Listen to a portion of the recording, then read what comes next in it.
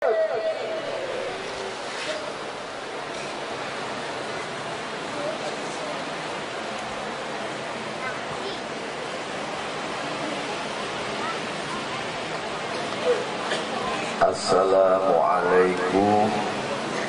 warahmatullahi wabarakatuh.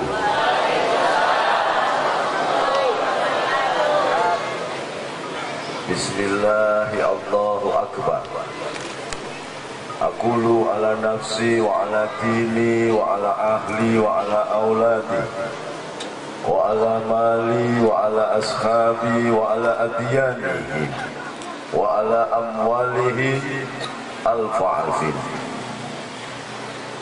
Asyhadu an la ilaha illallah wa asyhadu anna Muhammadan abduhu wa rasuluh.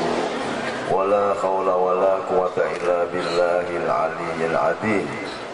Wa ba'du, qala Allah ta'ala, bismillahirrahmanirrahim.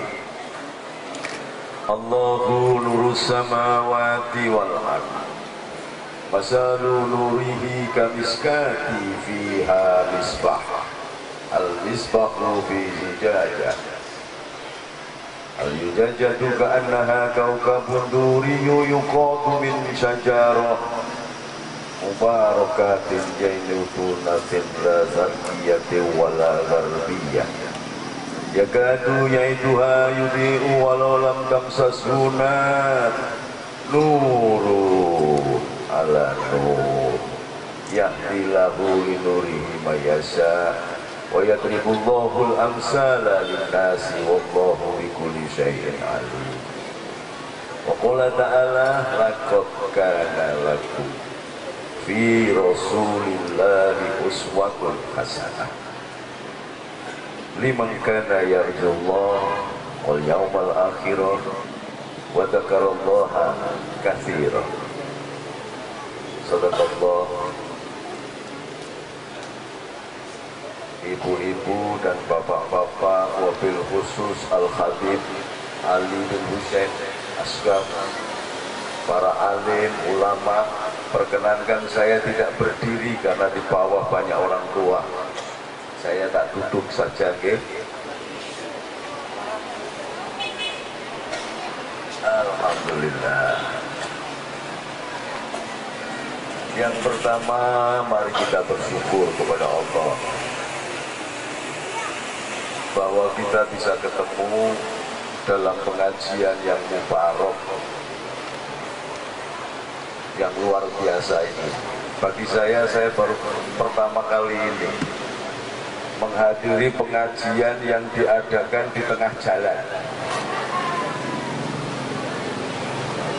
Karena saya keliling sampai ke Yordan, kemarin ceramah di Jeddah, diundang oleh ulama-ulama Jeddah, tidak di jalan begini. Ini saking luar biasanya. Mudah-mudahan nanti gubernurnya menyediakan lapangan yang bisa untuk pengajian. Gak usah mau amini, gubernurnya orang ngerti agama. Sampai minta aja kepada mereka, jangan diamini. Minta disediakan satu lapangan ben bisa lu ngaji gitu. Gubernur orang ngerti ngaji. Dan aneh, Jakarta ini kan hebat-hebat, Habibnya paling banyak se-Indonesia, tapi di gubernurnya Cina.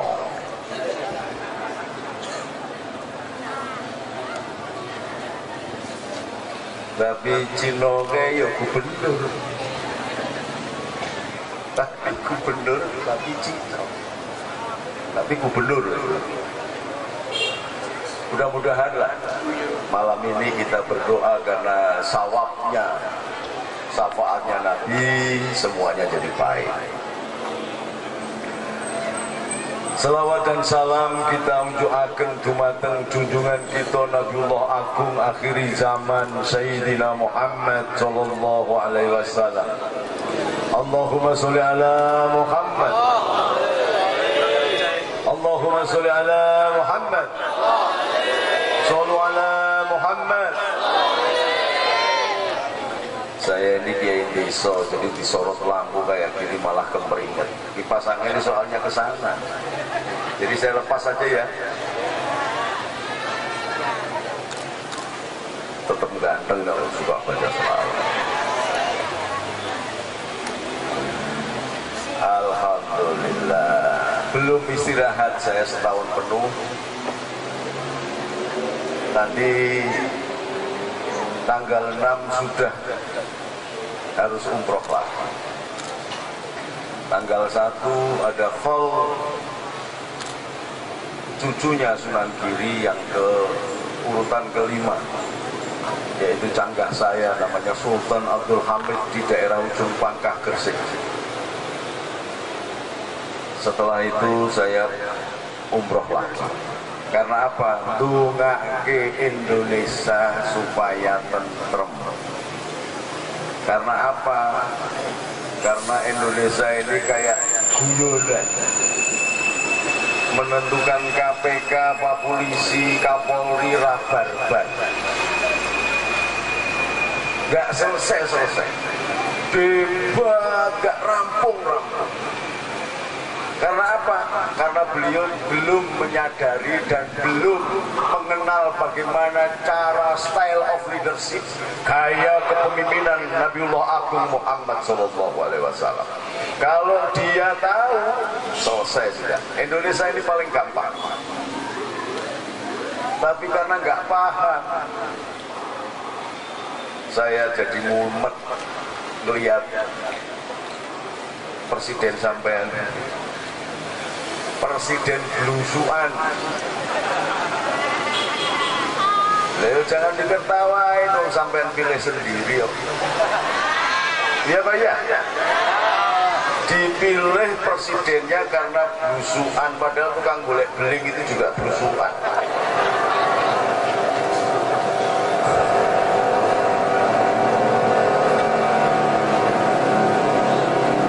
Alhamdulillah. Nah ini harga baterai. Alhamdulillah. Indonesia ini memang dipimpin sebelum ngaji ini ya. Ini sebelum ngaji saya tak cerita dulu. Dan saya mohon maaf tadi dari pemimpin Masjid As-Suada, saya tidak memberikan tausiah. Karena tausiah itu bahasanya PKS. Saya NU jadi nggak pakai tausiah. Tausiah itu berasal dari akar kata wasiat. Wasiat itu biasanya disampaikan ulama yang hebat kepada santrinya. Saya bukan ulama, kiai juga bukan. Saya mau anak kiai, jadi setengah kiai, setengah bukan. Atau wasiat itu disampaikan kepada orang yang mau mati. Orang mau mati berwasiat, atau orang yang mau mati lah. Makanya umroh itu juga, umroh atau haji itu orang yang siap-siap mati. Makanya dia memberikan wasiat. Nah saya ini kesehatan dijaga, masih sakit, disuruh memberi wasiat. Dompet panitia ini juga saya hormati. Allahumma sholli ala Muhammad. Jadi mau idoh hasanah. Kata kalau bahasanya Habib Ali bin Husain tadi, mutiara hikmah yang dipetik dari Quran dan hadis itu lebih baik daripada tausiah. Itu PKS, saya bukan PKS. Jadi terus terang aja supaya sampai nanti tahu bahwa saya bukan PKS. Jadi jangan ngundang saya kalau sampai PKS. Di garis harus tegas ya. Karena yang senang selawatan biasanya bukan PKS. Kalau di sini Al-Habib Ali bin Husain bisa menjadi magnet Pak RW sing polisi saja bisa melok ngaji ya kan? Di Mekah sendiri tempat maulidnya Nabi, tempat kelahirannya Nabi sekarang dijadikan WC umum. Kalau supaya sampai tahu, maka bergembiralah sampai masih ada penjaga-penjaga Rasul meskipun di tanah Jawa ini. Ada 4 wanita yang dijamin masuk surga dan menjadi empunya surga. Yang pertama adalah Sayyidatina Khadijah. Tempat lahirnya Sayyidatina Khadijah jadi WC umum di Mekah sana.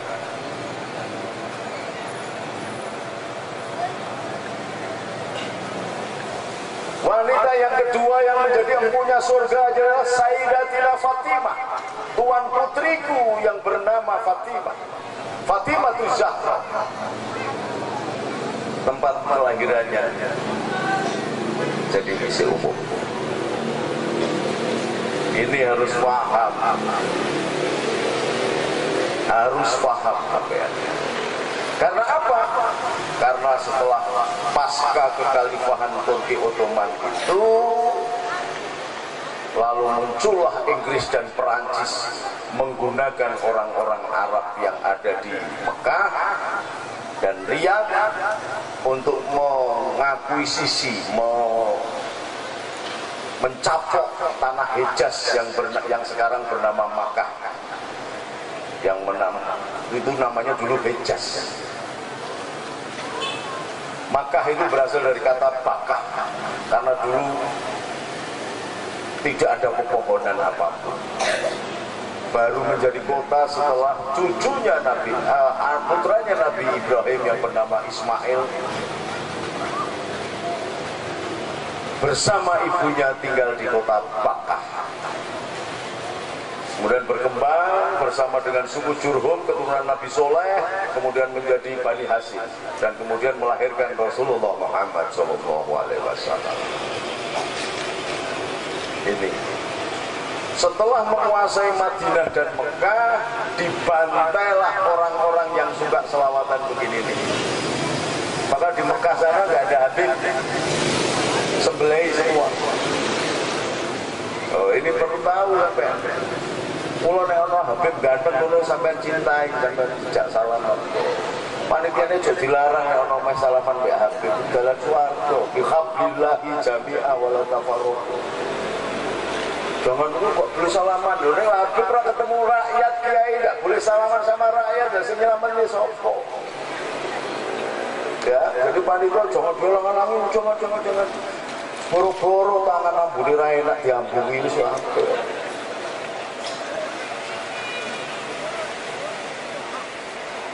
Di Mekah yang semula itu, ini supaya sampean paham, kenapa di sini kok di Indonesia ini diadakan maulid terus. Kalau tidak ada Islam yang sudah diutus, dikembangkan oleh Wali Songo, tidak akan ada maulid di muka bumi.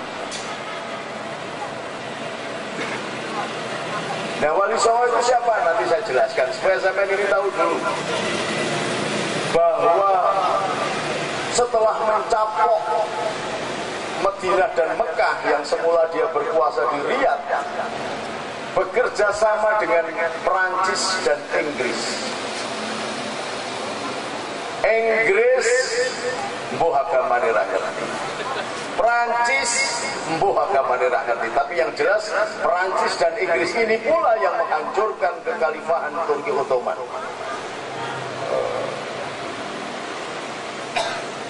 Orang-orang yang ada di Mekah di Arab itu kerjasama dengan Inggris dan Perancis membantai orang-orang yang menjadi keturunan Nabi, yang baik, yang bermadhab Maliki. Dari Imam Malik itu keturunan Nabi yang ke-16 kalau nggak salah. Kemudian pengikutnya Asy-Syafi'i, pengikutnya Ibnu Hambal, Imam Hambali, itu juga keturunan Nabi yang bertinggal di Basrah. Dan Imam Abu Hanifah yang berasal dari Samarkand, Uzbekistan sana. Uzbekistan itu atau Samarkand ini nanti ada sekian ribu santri ngaji ke Cina. ngaji kepada keturunan Sa'ad bin Abu Waqqas yang ditugaskan Nabi Muhammad SAW ketika selesai hijrah dan membangun Masjid Kuba. Jadi di Cina itu ada masjid tertua di dunia setelah Masjid Kuba. Ini. Dan di sana juga diterima dengan baik orang-orang Cina, orang-orang Konghucu. Orang-orang tahu bahkan Quran itu dipahat di 10.000 lempeng batu. Jadi kalau nggak ada orang Cina, nanti dibakari semua Qurannya, nggak ada bekasnya. Tapi oleh orang-orang Cina, orang-orang yang beriman dari kelompok Cina ini menuliskannya di 10.000 lempeng batu. Dari sana jugalah yang sekarang ini sudah membuktikan sabda Nabi, utubul ilma walau bi, carilah ilmu meskipun sampai ke negeri Cina. Sekarang ini dari Cina, mulai dari Beijing dibikin kereta api menembus jalur Gurun Gobi, sudah masuk ke Mekah dan Madinah. Kereta api menembus jalur sutra, luar biasa. Tetapi justru kita sekarang ini dibingungkan oleh keadaan. Karena apa? Karena kelompok yang saya ceritakan ini. Allahumma shalli ala Muhammad. Setelah menguasai Hijaz dan Madinah, semua orang Sunni dibantai di Mekah. Yang semula di Ka'bah itu tempatnya khalakoh madhab Syafi'i, Maliki, Hambali atau Hanafi, sekarang tidak boleh. Apalagi sampai kok duduk baca sallallahu ala Muhammad, gak boleh. Saya lewat di depan makam Nabi sambil, karena saking rindunya saya menangis. Gak ngerti saya kalau di Indonesia itu biasa diucapkan, tetapi di sana langsung dipegang, haram. Assalatu wassalamu alaika ya sayyidi ya Rasulullah. Khud cukupan khud biyadi kholat khilati adrikni ya Rasulullah. Enggak boleh, haram. Padahal bagi orang Jawa itu sudah biasa. Karena kalau sini namanya selawat kitab itu, kalau berdoa kita tangannya harus begini kalau baca selawat itu. Karena apa? Memohon dari Allah supaya diberikan langsung dari tangan Rasulullah. Di sana haram. Ini sampai harus paham. Maka berbahagialah gubernur Cina tapi sampai nusa selawatan, mulutan begini berbahagia. Di Mekah sampai balik disembelih. Benar. Ada teman saya, karena kebiasaan di Indonesia, nek orang tua itu yuk dimintain air doa, diwajani selawat gitu, diserahkan untuk diminum supaya sehat badannya. Langsung ditangkap dan dibantai, tidak dihukum, tidak pakai lewat hukum. Gerakan ini yang kemudian menamakan diri sebagai Wahabi. Wahabi ini ulamanya bernama Abdul Wahab. Sebenarnya bukan Abdul Wahab, tapi Muhammad bin Abdul Wahab. Menguasai di Mekah dan tanah Arab. Sementara Ikhwanul Muslimin, supaya sampai paham, ini kan kita ini bingung, Ikhwanul Muslimin, Wahabi, ada lagi apa, kita sampai nggak ngerti. Ini ada berbeda gerakannya.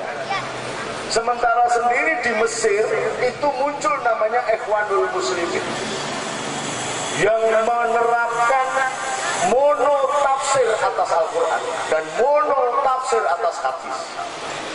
Jadi kalau sampai tidak mengikuti tafsirnya dia disembelih. Ini yang sudah bahkan melanggar sabdanya Nabi itu sudah berpesan kepada seluruh sahabat. Di Mesir itu ada namanya Kristen Koptik. Oleh Nabi dilarang untuk diganggu. Karena apa? Karena Kristen Koptik ini adalah keturunan Isa Al-Masih atau Yesus. Saya bilang Yesus kan goblok. Ini coba apa enggak kira-kira? Yesus itu dari kata namanya Isu. Nabi Isa itu namanya Isu. Tapi bukan bakso Isu, bukan. Ini Pak Isu.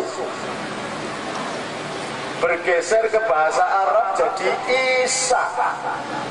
Tapi sebelum bergeser ke bahasa Arab, masuk dipengaruhi oleh bahasa Romawi dan Yunani ditambah Ius, jadi Yesus. Jadi nggak ada kaitannya dengan Tuhan Yesus, itu nggak ada. Yesus itu bahasa Romawi. Nah, keturunannya itu namanya Kardinal Yakobus. Disesat-sesatkan oleh penguasa Kristen karena agamanya sudah menjadi agama kekuasaan pada saat itu. Lalu minta tolonglah Kardinal Yakobus ini kepada baginda Rasul Muhammad SAW dan menjadi tawasul bagi kebesaran Islam. Karena apa? Keluarga Nabi Isa sendiri disesat-sesatkan oleh penguasa yang beragama Kristen. Diutuslah Sayyidina Umar, maka menjadi sebab Islam berkembang luar biasa. Karena apa? Dari permohonan dari Kardinal Yakobus inilah Bizantium, Imperium Barat yang menguasai sampai ke Inggris, Perancis, semuanya sampai ke Maroko, perbatasan Eropa, semua bisa dikuasai oleh Islam. Lalu Rasulullah mendapatkan hadiah dan diminta untuk melakukan terjalin hubungan yang luar biasa, menyambung kembali darah Abraham, darah Ibrahim. Diberi istri bernama Maria Keptiah. Kenapa Keptiah? Karena dari Kristen Koptik. Jadi ada salah satu istri Nabi yang bernama Kristen dan memiliki anak namanya Sayyidina Ibrahim yang dimakamkan di kuburan Baqi'. Ini tidak boleh diganggu, ada di Mesir itu tidak boleh diganggu. Tapi munculnya Ikhwanul Muslimin diganggu, dibantai semua. Maka muncullah pergerakan yang akhirnya sekarang sampai melihat di setiap TV. Kelompok Mursi Ikhwanul Muslimin itu akhirnya dibabat habis. Karena ada kesadaran orang Mesir. Di Indonesia orang-orang Wahabi, orang-orang Ikhwanul Muslimin banyak, semakin banyak, dan kita tidak belajar di sana. Kita masih membiarkan mereka mengkafir-kafirkan kita. Bahkan yang namanya Maulud Nabi ini namanya bid'ah. Setelah, maka kalau sampai lihat itu TV Insani, Rojak TV, radio MTA, semuanya begitu. Assalamualaikum, ulu bid'atin dolalah, ulu dolalatin final, semuanya begitu.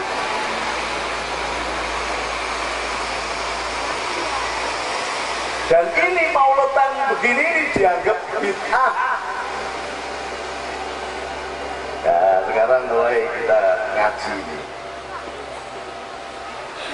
Mauludan dianggap bid'ah, baca berjanji dianggap bid'ah, burdah bid'ah, tahlilan bid'ah, apa lagi? Baca manakib bid'ah,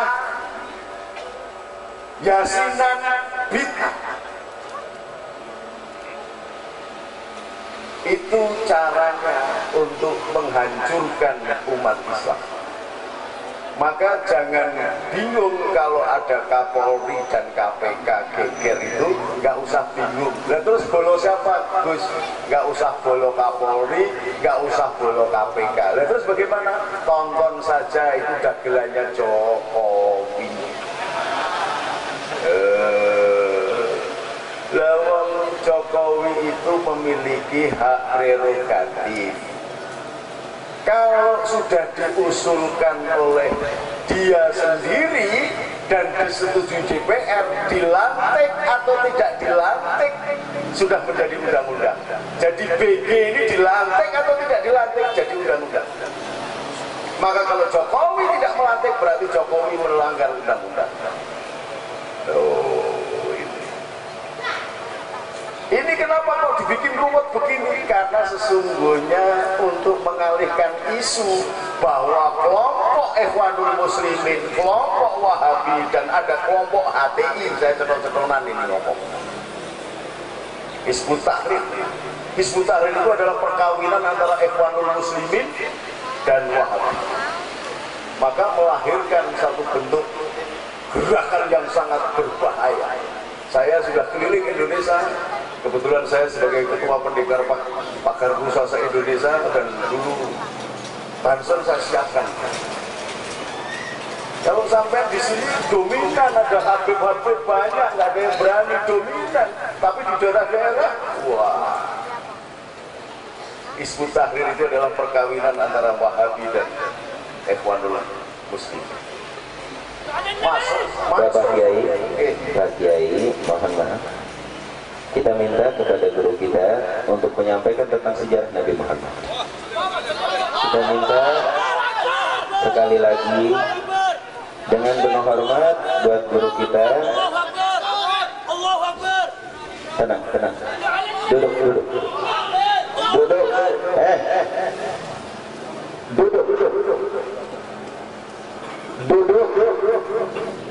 Nggak ada yang nyuruh. Duduk.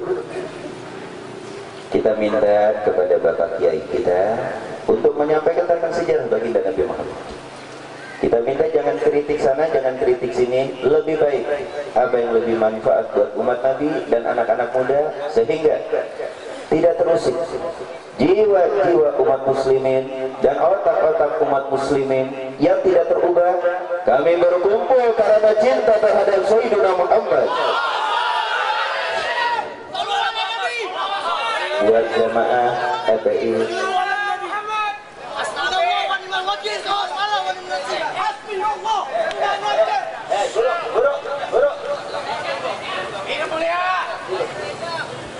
buat jemaah FPI, mau diwakilin kanan, mau diwakilin kanan.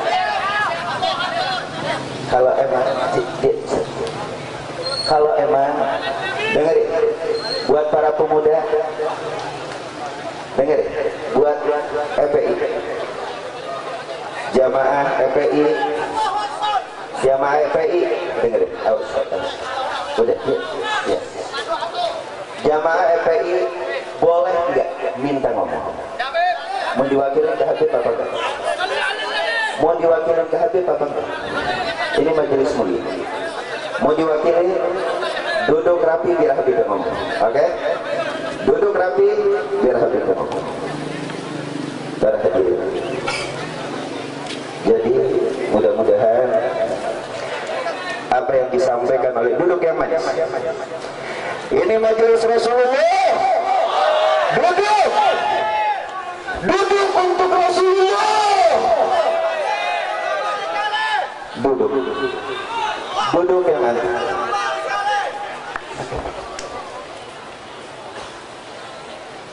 Buat anak FPI duduk, diminta aja, serahkan. Duduk. Shallu ala Nabi. Buat Bapak Ustadz kita, terima kasih atas ceramahnya. Mudah-mudahan bermanfaat. Kita doakan mudah-mudahan selamat dan panjang umur. Hadirin, bahwa kita selamat bersama ya Nabi. Istirahat sambil baca salawat. Bapak Kiai kita istirahat.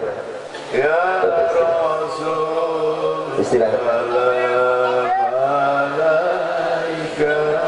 Assalamualaikum warahmatullahi alaika salawatullah alaika ya Nabi salam alaika ya Rasul salam Assalamualaikum warahmatullahi wabarakatuh. Alhamdulillah wassalatu wassalamu ala rasulillah.